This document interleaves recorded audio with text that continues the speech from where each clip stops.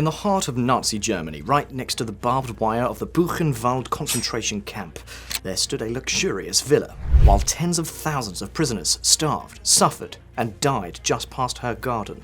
The wife of the camp's commandant lived a life of total opulence. But she was so much more than just a bystander. She began to believe that they could punish Germany's enemies in any form, however humiliating, however degrading it might be. She was a participant, an enforcer of cruelty, who would become one of history's most infamous symbols of pure evil.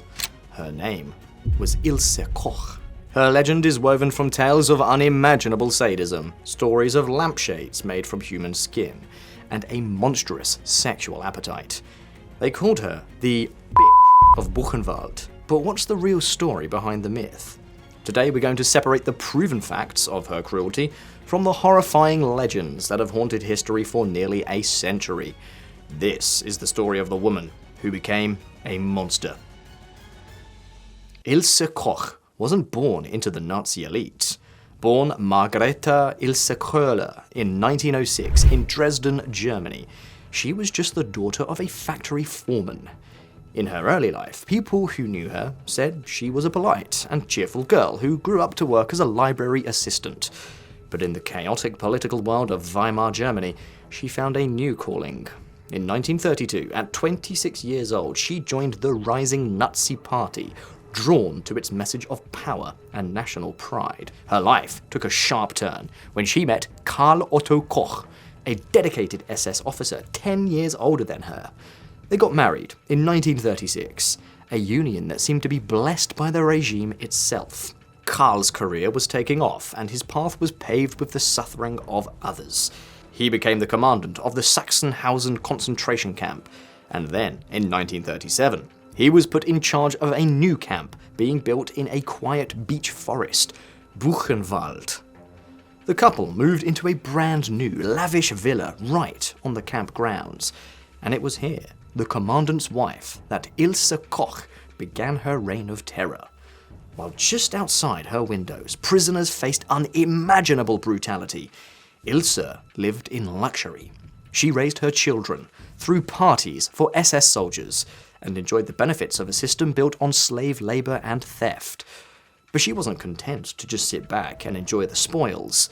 She wanted in on the action. Even though she had no official rank or formal position in the camp, Ilse Koch's power was absolute.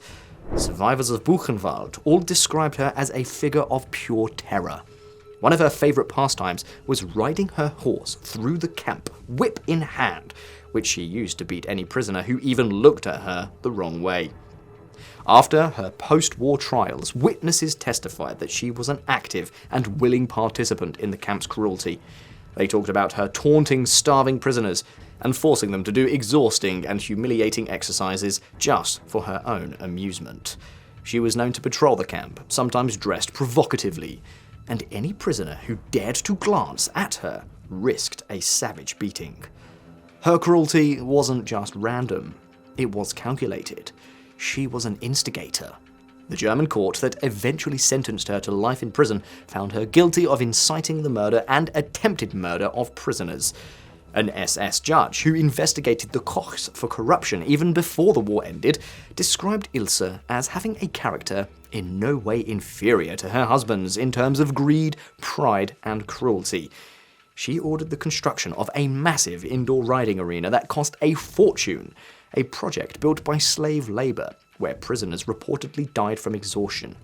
She wasn't some distant observer. She was, by all proven accounts. She was a hands-on sadist who loved the power she had over the thousands of men imprisoned just feet from her home. Ilse Koch was, without a doubt, a cruel woman, but her place in history is cemented by something more, by allegations so grotesque they almost sound made up. The most famous of these is the claim that she picked out prisoners with interesting tattoos to be murdered so their skin could be turned into lampshades, book covers, and even gloves. This one accusation is what sealed her image as the Bitch of Buchenwald. It captured the barbarity of the Nazis in a way that felt personal and chillingly real. After Buchenwald was liberated, Allied forces did find preserved pieces of tattooed human skin and even shrunken heads in the camp's pathology department. These items were put on display for the world to see, and the story of Ilse Koch's ghoulish collection spread like wildfire in newspapers across the globe. At her trials, several former prisoners swore they had seen or helped make these objects for her. However, despite the powerful testimony and the sensational headlines, a direct link to Ilse Koch for this specific crime was never actually proven.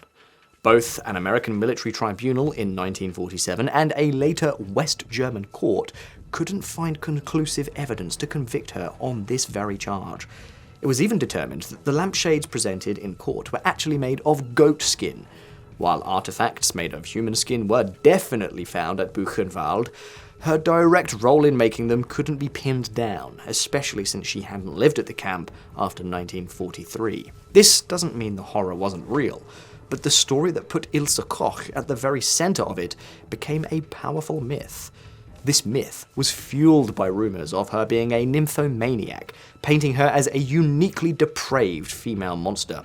This focus on her gender and alleged sexuality made her an easy symbol of evil and, in a way, distracted from the more systematic, bureaucratic evil of the Holocaust itself. Ilse Koch's journey through the justice system was just as sensational as her alleged crimes. In 1943, even the SS had seen enough of the Kochs, not because of their cruelty, but because of their out-of-control corruption. Karl Otto Koch was arrested by the SS for embezzlement and for murdering prisoners who might have testified against him. He was executed by an SS firing squad in April 1945, just days before Buchenwald was liberated. Ilse was also charged, but was acquitted for lack of evidence. After the war, she was arrested by American forces in June 1945. She faced an American military tribunal at Dachau in 1947, with 30 other Buchenwald staff members. As the only woman on trial, she was the main event. She was found guilty as part of the common design to run the camp and was sentenced to life in prison. When she was sentenced, she was pregnant, having concealed a child with another prisoner while in jail. But then, the story took a shocking turn. A US military governor, General Lucius D. Clay, reviewed her case and controversially cut her sentence down to just 4 years, saying there wasn't enough solid evidence for the worst crimes, like the lampshades. The decision caused a massive public outcry in the United States. The US Senate even launched an investigation, and the press was absolutely furious. To many, it looked like America was going soft on Nazis. The story of Ilse Koch shows how one person can become a symbol for the evil of an entire regime, and how myths can sometimes become even more powerful than proven facts. It makes you ask what we really know about historical figures, and what parts of their stories were shaped by the needs of the time. If you find these deep dives into the messy parts of history valuable, please think about subscribing and hitting that notification bell. While you're there, go ahead and like the video. Under huge public pressure, German authorities were waiting the moment Ilse Koch was released from American custody in 1949. She was immediately rearrested. This time, she would be tried by her own people in a West German court for crimes against German citizens. The trial in Augsburg was a total spectacle. Koch collapsed in court multiple times and was eventually sentenced while she wasn't even there. On January 15th, 1951, she was found guilty of incitement to murder, incitement to attempted murder, and incitement to cause grievous bodily harm. The sentence was life in prison, with no possibility of parole. She had escaped justice once, but she wasn't going to escape it again. Ilse Koch spent the rest of her life in the Eichach women's prison. She sent numerous requests for a pardon, but all of them were denied. In her letters, she insisted she was innocent, trying to paint herself as a simple housewife who was just a victim of circumstance. She became paranoid, convinced that camp survivors were trying to get into her cell to harm her. On September 1st, 1967, after being locked up for nearly 24 years, Ilse Koch took a bedsheet and hung herself. She was 60 years old. In a suicide note to her son, she wrote, "There is no other way. death for me is a release. Ilse Koch's legacy is a tangled mess of fact, myth, and memory.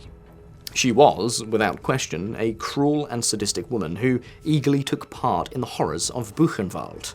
Her proven actions, the beatings, the abuse of power, the incitement to murder, are more than enough to secure her place as a major war criminal. But the legend of the Bitch of Buchenwald grew far beyond the evidence. The stories of lampshades and sexual deviance, though never actually proven in court, created a caricature of evil that was both fascinating and convenient. She became a monster, a scapegoat, whose uniquely female brand of villainy let society focus on individual wickedness instead of confronting the bigger, scarier reality of the Nazi state's bureaucratic killing machine. Her story is a powerful reminder that history is rarely simple. It's shaped by prosecutors, by the press, and by our own need to make sense of things that are truly incomprehensible. The truth of Ilse Koch lies somewhere between the commandant's wife, who beat prisoners with a whip, and the mythical monster who furnished her home with their skin. And both of these figures tell us something important about the darkness that humanity is capable of. So, what do you think? What do you think is real? What do you think is fact? Leave us your thoughts down below. If you like the video, please go ahead and like, subscribe to the channel. I've been Josh, and this has been The Villainous Vault. See you in the next one.